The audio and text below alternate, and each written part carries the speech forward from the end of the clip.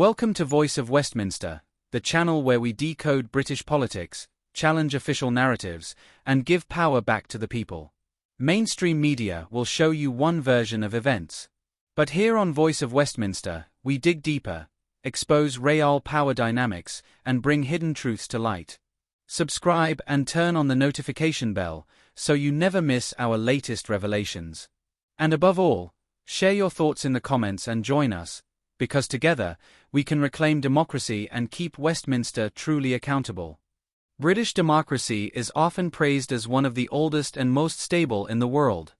From the outside it looks orderly, almost timeless, the waving Union Jack, the pageantry of Westminster, and the steady rhythm of prime ministers rising and falling. But behind this tradition, the modern British political system in 2025 is evolving, subtly, strategically, and often out of the public eye. We begin, as many stories do, with a monarch. King Charles III, now 3 years into his reign, embodies continuity and ceremonial duty.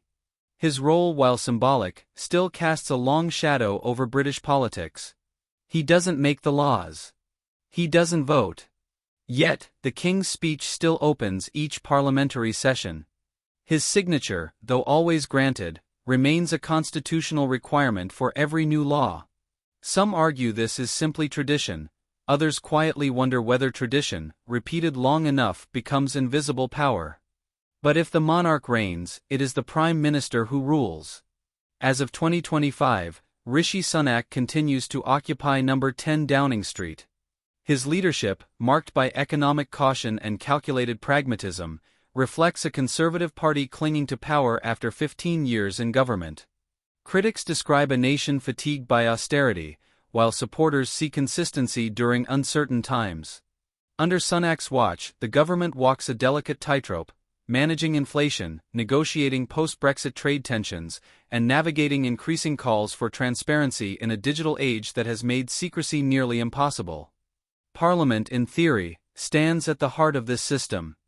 It is split into two chambers, the elected House of Commons and the unelected House of Lords. This dual structure is unique, and to many, confusing. The Commons holds the legislative power. The MPs, members of Parliament, debate bills, question ministers, and ultimately decide which laws pass.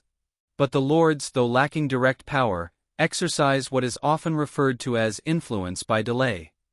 They cannot kill a bill outright, but they can stall it, question it, and in doing so, shape its final form. One might assume that the British people, through their vote, drive the system. That remains partly true. General elections are held every 5 years, or earlier if the Prime Minister sees political advantage. Citizens vote for a local MP in their constituency, and the party with the most seats typically forms the government. But here lies a quiet tension. The UK uses a first-past-the-post electoral system, which means that in many cases, governments are elected without a true majority of public votes. In 2019, for example, the Conservatives secured a large majority in Parliament, with just 43.6% of the national vote. This creates a dynamic where political power is centralized, decisively so, but not always proportionally. This disproportion gives rise to a peculiar democratic imbalance. Smaller parties like the Greens or Reform UK find it nearly impossible to break through nationally, despite growing support in the polls. Meanwhile, in Scotland, the Scottish National Party dominates its region, but remains sidelined in Westminster. In Northern Ireland, politics plays out on a parallel track entirely, shaped more by history than ideology. For a union of nations, the political center remains unapologetically English. And then there is the House of Lords. In 2025, over 700 peers, former politicians, business leaders, bishops and donors, occupy seats for life. They are not elected by the public. Many are appointed for political loyalty rather than public service. While the Lords do provide thoughtful debate and expertise, their very existence raises uncomfortable questions in a modern democracy.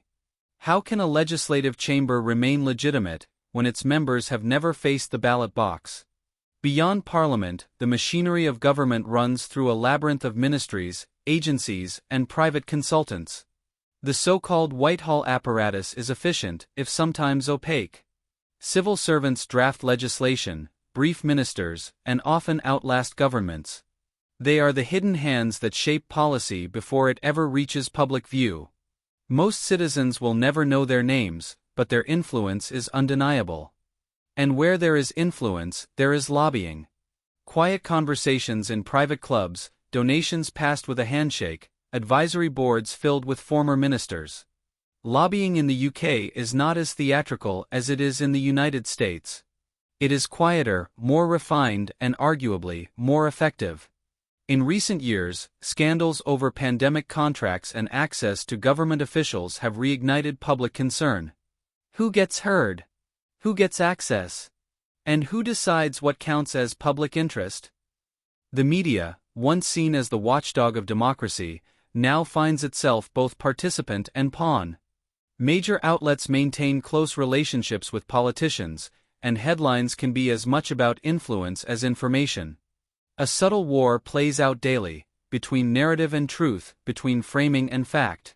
Social media has complicated this battle. Misinformation spreads fast, while public trust in traditional journalism continues to erode. In this environment, the truth becomes not what is most accurate, but what is most persistent. Meanwhile, the public watches with increasing skepticism. In 2025, voter turnout hovers just above 60%, with young people notably disengaged. Political protest has shifted from the streets to the screen. Hashtags replace chants. Digital petitions replace marches. Democracy, once a ritual of participation, feels more like a passive observation for many. Cynicism has grown, not out of apathy, but out of the sense that decisions are made elsewhere, behind closed doors, long before the public is asked to agree. Yet, for all its flaws, the British political system persists. It adapts slowly, but it does adapt. The Parliament Act of 1911 reduced the Lords' power. Devolution created new assemblies in Scotland, Wales, and Northern Ireland. In 2025, discussions of electoral reform remain alive, though rarely urgent. The monarchy too faces quiet scrutiny. Charles III is respected, but the question of long-term relevance lingers, especially among younger generations. The strength of British democracy lies not in perfection, but in endurance. It is a system built not to dazzle, but to survive. Its rituals, its language, even its architecture speak of continuity. But continuity must not become complacency. The challenges of 2025, digital disruption, economic inequality, global instability, demand institutions that are both stable and responsive. As the nation moves forward, one thing becomes clear: democracy is not something that happens every 5 years in a voting booth. It is a living process, shaped by conversation, criticism, and engagement. The British political system is not static.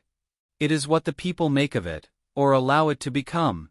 And so, here on Voice of Westminster, we will continue to follow these stories, not just the headlines but the systems behind them. Because in 2025, understanding power is the first step to holding it accountable. At Voice of Westminster, we'll keep tracking the truth behind British politics, cutting through the spin to uncover what really matters. Subscribe, stay aware, and stand with us as we expose the forces shaping the UK's future. Because only together can we hold power to account and protect the heart of real democracy.